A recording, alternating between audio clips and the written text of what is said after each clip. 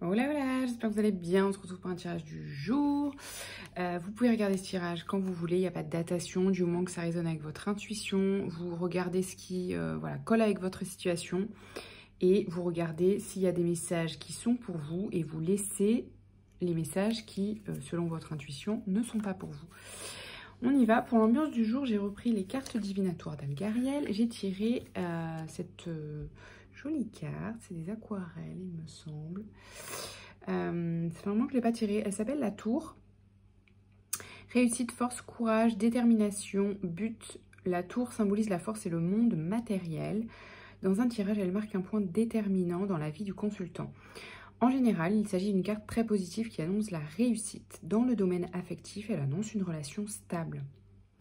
Il y a une notion de construction, hein, clairement, là-dedans. Voilà, donc vous adaptez à la sphère et à ce qui se passe dans votre vie avec ce petit message.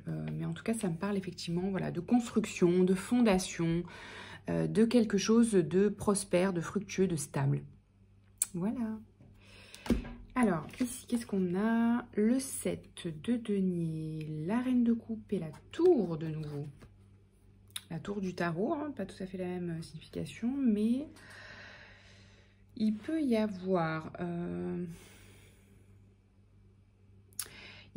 Alors, avec ces deux cartes-là, donc la reine de coupe, c'est quelqu'un de très empathique, à l'écoute de ses émotions. Ici, on a une notion de patience, de laisser le temps au temps. Mais moi, ce que je perçois ici, associé avec la tour,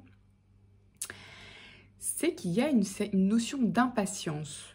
Je ne sais pas pourquoi, sur quoi, ce que ça peut concerner, mais je ressens que vous êtes dans un espace où vous, personnellement, il y a un truc, vous êtes au clair, vous avez une prise de conscience, un coup de foudre ou une révélation sur quelque chose, sur un thème, vous savez où vous voulez aller, en gros. Et du coup, ça crée une certaine impatience chez vous, voyez, parce que vous savez, c'est clair pour vous. Et il y a quelque chose qui fait, donc soit ça concerne une relation et c'est la personne en face, ou de l'autre côté ça va pas assez vite, ou ça concerne un projet et pareil, vous savez où vous voulez aller et vous voulez que ça aille plus vite et bah voilà, il y a le timing, il y a la vie matérielle et c'est plus lent que ce que vous aimeriez, voilà, que le rythme où vous voulez aller vous. Voilà, il y a cette notion-là, une certaine impatience par rapport à quelque chose que vous savez, c'est clair pour vous, vous avez envie d'avancer plus vite que... voilà, plus vite que vous pouvez, a priori. On va voir s'il y a des choses à faire pour faire avancer la machine, justement. Alors, le 8 d'épée, la force et les amoureux. Alors, ici, le 8 d'épée, il peut nous parler justement de croyances limitantes. Donc, c'est peut-être vos croyances limitantes qui vous freinent et qui vous empêchent d'avancer au rythme où vous voudriez avancer. Ici, avec la force et les amoureux... Ouais, ça peut parler d'une croisée des chemins, d'un point culminant par rapport à quelque chose qui, justement, dont vous aimeriez faire tourner la roue pour que ça aille plus vite. Ça peut concerner un projet, ça peut concerner une relation, hein, le sentimental avec les amoureux, etc. Ça peut concerner le fait, avec la force, d'officialiser une relation, officialiser un projet. Mais ce qui peut vous freiner, c'est cette notion de croyance limitante. Vous avez l'impression de ne pas pouvoir avancer plus vite, mais en fait, vous le pouvez. Donc, il y a des croyances, lesquelles ça vous concerne. Du coup, je ne peux pas trop être précise parce que c'est un tirage général. Mais qu'est-ce que ça peut être? Ça peut être justement que parce que je suis dans telle situation, eh bien, je ne peux pas rencontrer cette personne. Ou parce que je pense que cette personne est dans cette situation, ou que cette personne pense ça, ou que il va se passer ça, eh bien je ne peux pas faire ça. Mais ça, c'est que des projections. Vous voyez ce type de croyance que vous pouvez avoir? C'est des choses que vous pensez ou que vous projetez, mais qui ne sont pas forcément réelles. Ça peut l'être, mais aujourd'hui, vous n'en savez rien. En tout cas, ça ne sont que des projections et vous vous servez de l'excuse de ces projections pour justifier le fait que vous ne pouvez pas faire tel ou tel choix ou proposer telle ou telle chose ou faire telle ou telle action pour avancer plus vite. Vous voyez? C'est ça, des croyances qui peuvent vous freiner et créer des résistances. Donc, mettez de côté justement les questions du mental, les éventuels freins, parce que ce ne sont que des projections. Donc, voilà. Pas plus. Ensuite, le magicien, le valet de pentacle et le 7 d'épée.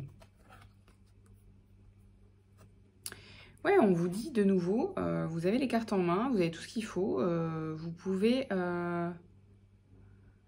Alors ici, avec le page de pentacle, ouais, vous pouvez aller trouver quelque chose de tout à fait nouveau. Vous pouvez avancer sur une nouvelle étape.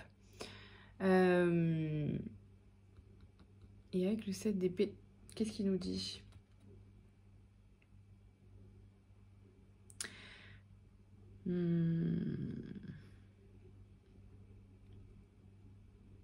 Ce qui peut vous freiner aussi, ici, à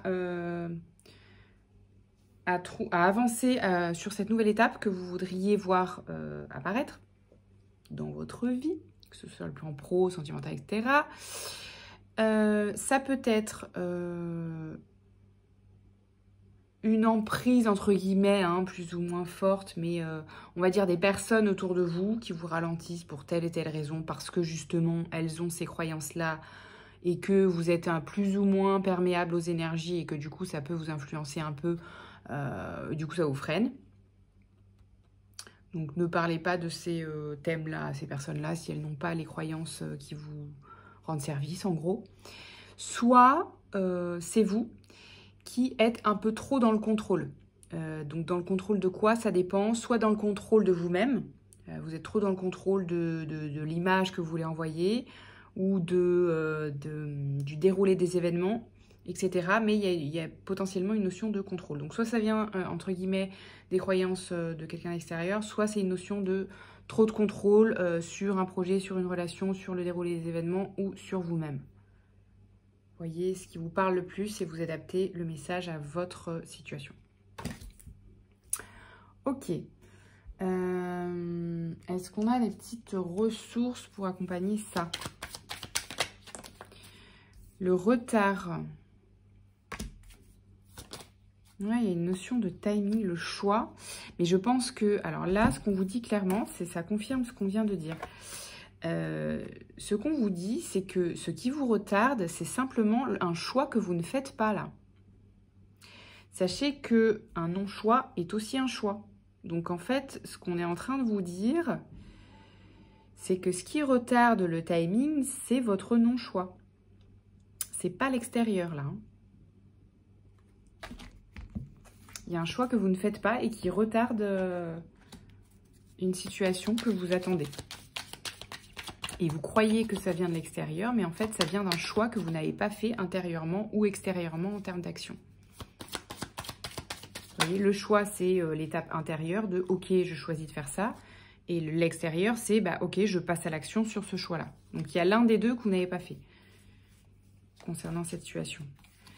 Autre ressource, l'introspection. Donc, vous voyez ce qui peut, si vous voulez faire un peu d'écriture intuitive, voir ce qui freine. Là, on a la sérénité, l'introspection. Arrêtez-vous peut-être en écriture intuitive, vous faites un petit tirage de cartes si vous avez des oracles, si vous utilisez votre intuition de cette manière-là, peu importe. Ou allez faire une petite séance de sport, une balade en nature et demandez, posez l'intention d'avoir de la clarté sur ce qui peut vous freiner. Ce qui peut encore créer des résistances et vous laisser venir les réponses comme ça vous parle le plus à vous. Hein. Est-ce que c'est des synchronicités? Est-ce que c'est des pensées intuitives, etc. Voyez, apprenez à recevoir les messages de votre intuition de la manière qui vous incombe, qui vous ressemble le plus à vous. Est-ce que c'est par les cartes? Est-ce que c'est par l'écriture? Est-ce que c'est par la pensée intuitive? Etc. etc. Ok. Voilà ce qu'on vous dit. Vous avez le pouvoir. Un dernier petit message de l'oracle victorien. Petit oracle victorien. On se laisse là-dessus.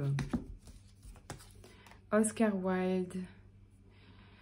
Toi-même, les autres sont déjà pris. Non, c'est pas celle-là qu'on nous dit. Ici, il te dit, si tu veux attirer à toi affection et profession pérenne, accepte-toi et partage qui tu es en toute authenticité. Ça veut dire la même chose. C'est l'unique moyen de ne pas te tromper. Peut-être ce choix que vous retenez, c'est le choix d'être complètement vous-même à 200%, d'être authentique.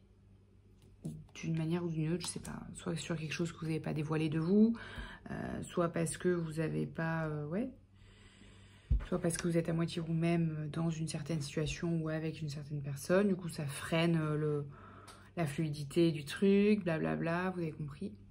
L'univers, mystérieux et sibyllin divin, il suffit d'une fervente prière pour effleurer ses mystères et s'émouvoir de ses lois.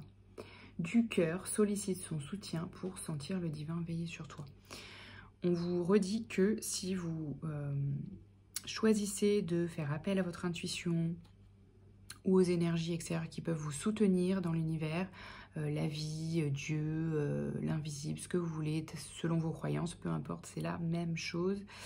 On vous dit que vous recevrez les réponses que vous attendez. Donc, prêtez attention, faites de l'espace, des espaces de silence. Et puis, recevez les messages que vous demandez. À bientôt, ciao ciao!